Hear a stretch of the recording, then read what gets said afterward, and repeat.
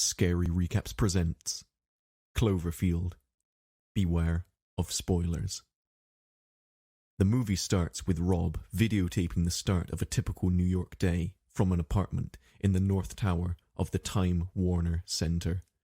He goes into the bedroom and chats with Beth, whom he has just slept with. The two agree to go to Coney Island for the day. The tape cuts to Rob's brother, Jason, as he attempts to get the camera working. His girlfriend, Lily, tasks him with documenting Rob's going-away party, and Jason passes the task on to his and Rob's friend, Hudson, Hud. Hud obliges, takes the camera, and begins filming the party. During the party, Beth arrives with a date, much to the disappointment of Rob. The two argue, and when Hud asks Lily why, she reluctantly tells him and Jason about Rob and Beth sleeping together. Hud proceeds to tell several guests, and Beth leaves. Rob frustrates her even more by wishing luck to Beth's date as they leave. Shortly afterward, the ground shakes and roars are heard in the area. The party guests go to the roof, look downtown, and see a large explosion in the vicinity. Flaming debris flies towards the roof, and the guests run downstairs and begin to pile into the street. There is another roar, and the head of the Statue of Liberty flies through the streets, landing near Hud. Hud walks over to it, then finds Rob, Jason, and Lily, and the four watch as the Woolworth building collapses. They run into a shop to escape the debris. Minutes later, they exit the shop and find their friend, Marlena, whom Hud had a crush on, babbling about it eating people. After discussing what they saw, and concluding that a giant creature is roaming the city, the five friends decide to make their way to leave the island. However, they are cut off when the monster destroys the Brooklyn Bridge, killing Jason in the process. They run into the city and go into an electronics store so that Rob can try and find a battery for his mobile phone. He finds one and gets a message on his phone from Beth, who is trapped in her apartment.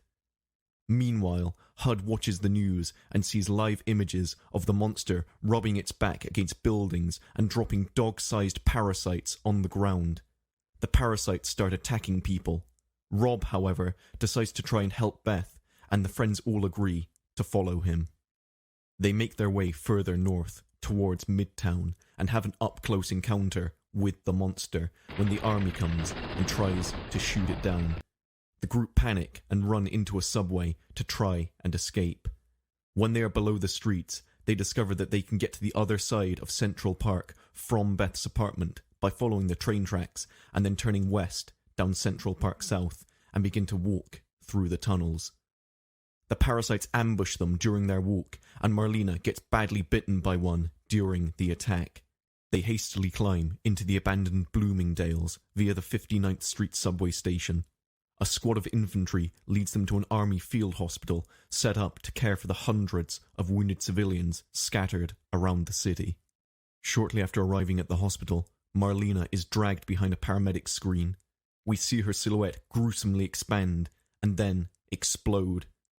Some viral effect brought on by the bite she received.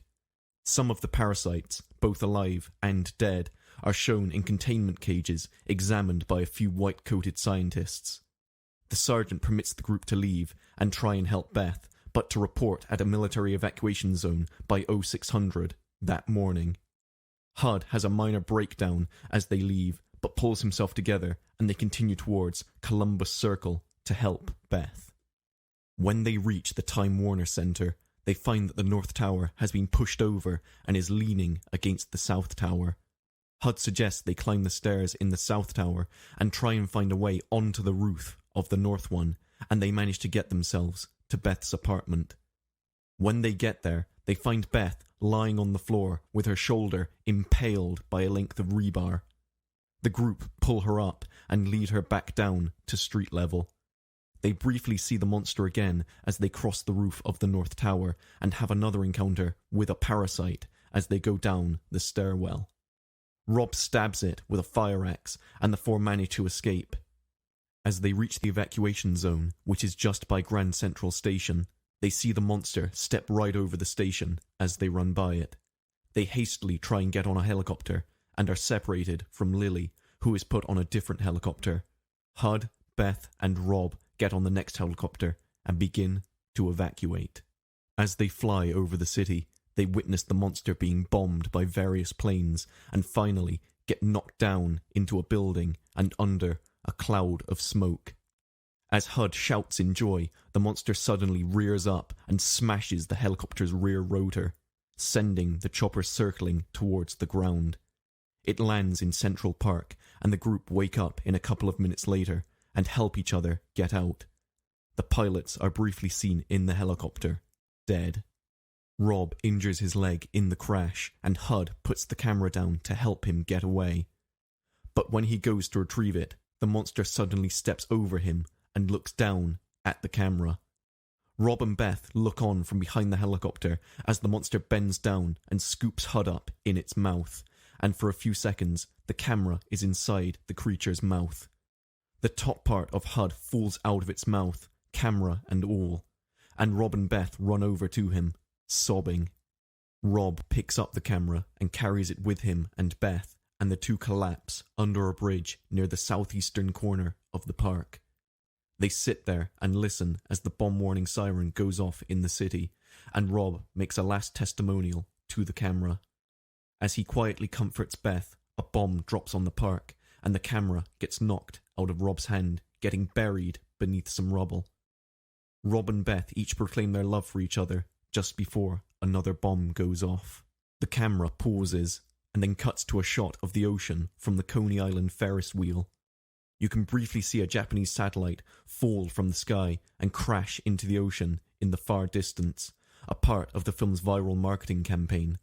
Rob turns the camera back towards him and Beth, and then zooms in on Beth's face. She says, "I had a good day." The tape freezes on her smiling face and cuts to black. At the very end of the credits, there is a short static transmission that, when played backwards, says, "It's still alive."